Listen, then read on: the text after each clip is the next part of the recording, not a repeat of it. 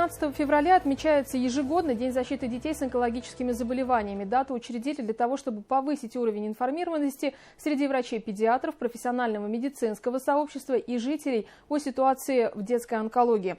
Символом борьбы является золотая лента, которая говорит о том, насколько бесценны дети. Поговорим по теме прямо сейчас в программе «Интервью». В эфире главного телеканала Республики сегодня с нами председатель благотворительного фонда «Потерь нет» Айгуль Губачева. Айгуль, здравствуйте. Добрый день. Вы 5 лет работаете уже в благотворительном фонде «Потерь нет», в том числе вы сталкиваетесь с семьями, где есть дети с онкозаболеваниями. Что для вас значит этот день? Этот день для нас очень важен, поскольку мы можем привлечь внимание общественности к проблемам семей с онкобольными детьми. Можем рассказать о том, в чем нуждаются эти дети, привлечь внимание также и к ранней диагностике, повысить онкологическую настороженность среди родителей и медицинского персонала первичного звена. Мы знаем, что этот день отмечается в 40 странах мира, в том числе в России. Вот в Башкортостане, если говорить о статистике, то порядка 100-130 детей ежегодно получают диагноз такой онкология. Да? Как вы считаете, насколько сложная ситуация у нас в республике и как вы оцениваете взаимодействие медицинских органов, органов государственной власти, волонтеров и благотворителей? Сейчас с каждым годом ситуация становится лучше, поскольку больше уделяется внимание ранней диагностике, постановке диагноза, лучше становится маршрутизация пациентов.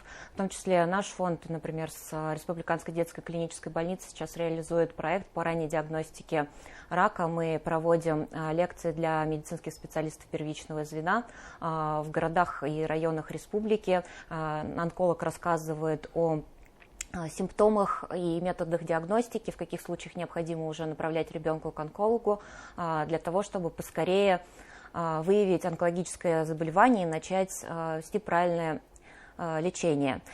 Дети проходят лечение либо в Республиканской детской клинической больнице, в сложных случаях их направляют в федеральные центры в Москву, в Санкт-Петербург, либо в Екатеринбург. Онкологическая служба развивается, это факт. Появляются новые методы лечения, в том числе экспериментальные, вводятся новые лекарственные препараты, например, те, которые ранее были не зарегистрированы в России, постепенно проходят регистрацию, и дети получают больше возможностей на то, чтобы полностью излечиться от рака. И сейчас положительная статистика, что около 80-85% детей выходят в стойкую длительную ремиссию и в дальнейшем ничем не отличаются от обычных детей. Кстати говоря, по взаимодействию с органами власти, не так давно состоялась встреча с главой Башкортостана Радием Хабировым, в которой вы также принимали участие, и вы озвучили инициативу о том, чтобы республика оплачивала перелет для семей, которые направлены в федеральные медицинские центры. В чем суть этого предложения, да, и что сказал Ради Фаридович? Да, это была встреча с членами общественной палаты. Я озвучила такую проблему, поскольку в данный момент дети с установленной инвалидностью могут получить бесплатный проезд на железнодорожном транспорте, если им необходимо лечение либо консультация в федеральном центре. Но для детей с онкологическими заболеваниями не подходит вариант железнодорожного транспорта, поскольку после химиотерапии очень сильно ослабляется иммунитет, и ехать около 2 суток до Москвы может быть чревато и может состояние здоровья ребенка ухудшиться. Никакие федеральные льготы не предусматривают оплату проезда на самолете. Это возможно сделать в данный момент пока только за счет регионального бюджета. И есть подобный прецедент в Томской области, где руководитель благотворительного фонда также обращалась к региональной власти, и власти уже несколько лет назад приняли решение, что будут оплачивать перелеты детям с Томской области до федеральных центров.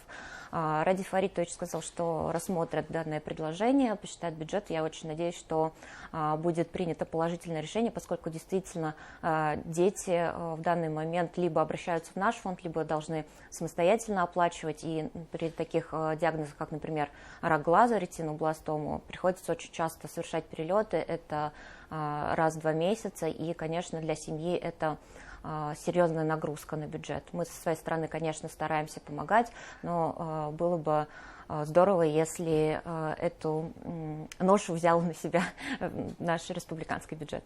Айгуль, давайте обсудим строительство хосписа первого в республике, который появится в Уфе осенью 2021 года. Ожидаются, такие сроки назывались. Там будут размещаться паллиативные тяжелые больные, как взрослые, так и дети. Как вы оцениваете создание такого пункта?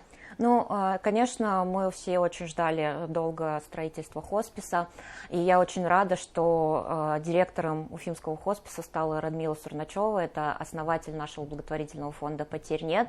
Я знаю, насколько ей близка философия паллиативной помощи, поскольку она сама столкнулась и не раз с болезнью близкого ей человека и знает, насколько необходима грамотно построена паллиативная помощь. Для наших детей, к счастью, не так часто нужна паллиативная помощь, поскольку всего 20% даже сейчас меньше детей нуждаются в паллиативной помощи при онкологических заболеваниях, но, например, для детей с другими тяжелыми заболеваниями, такие как тяжелые степени ДЦП, тяжелая эпилепсия, нервно-мышечные заболевания, и для взрослых с онкологическими заболеваниями, конечно, эта проблема очень актуальна, когда семья может получить и социальную передышку, и грамотное обезболивание, и тот достойный уход, который необходим паллиативному пациенту, и, конечно, это будет огромная помощь его семье. Что касается фонда «Потерь нет», то расскажите, пожалуйста, о своей работе, кому вы помогаете, кто к вам может обратиться.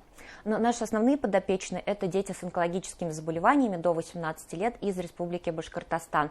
Мы помогаем в лечении, то есть мы приобретаем лекарственные препараты, если происходят какие-либо перебои, либо это незарегистрированные лекарственные препараты. Помогаем с медицинским оборудованием, в оплате специализированных исследований, в оплате авиаперелетов до федеральных центров. Также для нас очень важно качество жизни, поэтому мы стараемся обеспечить достойный быт в отделении гематологии. Мы там меняем шторы, мебель, проводим занятия. Вот пока пандемия, можно проводить только онлайн, но когда до пандемии мы проводили различные праздничные мероприятия, занятия, приходил психолог, то есть организовывали все для того, чтобы качество жизни ни детей, ни их родителей в больнице не страдало. Также после онкологических заболеваний мы проводим реабилитационные смены для тех детей, которые уже выздоровели, и для их семей, для того, чтобы они пережили этот негативный опыт. И также у нас есть программа паллиативной помощи, где мы помогаем не только детям с онкологическими заболеваниями, но вообще детям с установленным паллиативным статусом. Здесь мы помогаем с передачей жизненно необходимого оборудования для пользования на дому, предоставляем сиделок, чтобы мамочки могли заняться своими делами, собственным здоровьем, помогаем также в передаче расходных материалов специализированного питания. С психологической точки зрения, какая поддержка оказывается таким семьям? У нас работает психолог в отделении гематологии, приходила она раз в неделю, но вот пока пандемия, к сожалению, такая помощь приостановлена, но родители всегда при необходимости могут позвонить психологу, поговорить. Также есть собственное сообщество родителей, да, у них есть чат в WhatsApp, где они поддерживают друг друга. Я считаю, что это действительно очень важная поддержка, когда могут поделиться собственными историями. И также мы стараемся каждую неделю публиковать истории побед. То есть мы пишем про детей, которые уже выздоровели, о том, чем они живут, что они занимаются спортом, ничем не отличаются от своих сверстников, и родителям дает это мощную такую психологическую поддержку, поскольку когда им ставят диагноз, кажется, что весь мир рухнул, но тут же они видят ребенка с той же историей, с похожим диагнозом, и видят, что с ним все хорошо, и у них, конечно, появляется надежда. Айгуль, давайте обсудим решение федерального уровня. Минздрав России предлагал такую идею, сейчас, секунду, новый порядок лечения онкозаболеваний, то есть с этого года должен был он вступить в силу, и пациенты, семьи с онкобольными могли лишиться права выбирать лечащего врача и медучреждения. Но пока здесь мы видим, что не вступило в силу. Как вы оцениваете такой проект? Ну, на мой взгляд, у родителей должен быть выбор лечащего врача и медицинского учреждения, поскольку очень важно выстраивать отношения личные, да, не только врач может быть прекрасным специалистом, но, например, родителю не хватает какой-то информации, поддержки вот, психологической, да, и ему кажется, может быть, что где-то врач его мало оказывает внимания, да, и, например, возможно, с другим врачом ему удастся лучше выстроить вот эту коммуникацию, найти точки соприкосновения, и родителю так будет спокойнее. И тоже выбор медицинского учреждения. Бывает, что родители, например, очень переживают, им кажется, что вот они не могут получить должное лечение в какой-то конкретной больнице. И если у них не будет права выбора медицинского учреждения, то вероятнее всего, родители просто откроют собственный сбор в социальных сетях, как это часто бывает, да, начнут сборы и поедут за границу, где их с радостью примут за их деньги, в Израиль, в Германию, либо там в Испанию, еще в какую-то страну.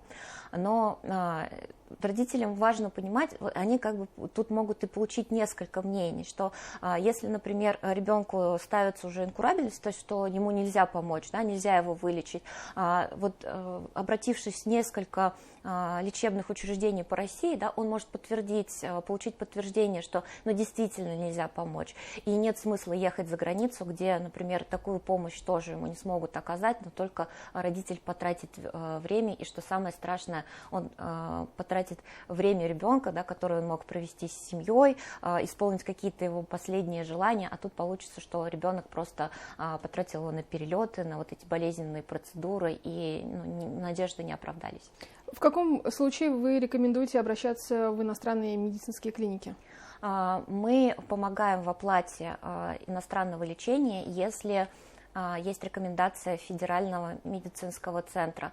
То есть, если родитель сам принял решение поехать за границу, потому что, так ему хочется, мы здесь не помогаем, поскольку мы в своей деятельности при назначении каких-либо медицинских процедур, лекарств всегда отталкиваемся от мнения врачей. И если есть заключение Федерального медицинского центра, что лечение за границей необходимо, тогда мы помогаем. Если нет, то нет. На площадке Общественной палаты республики, членом которой вы являетесь, какие проекты вы планируете развивать?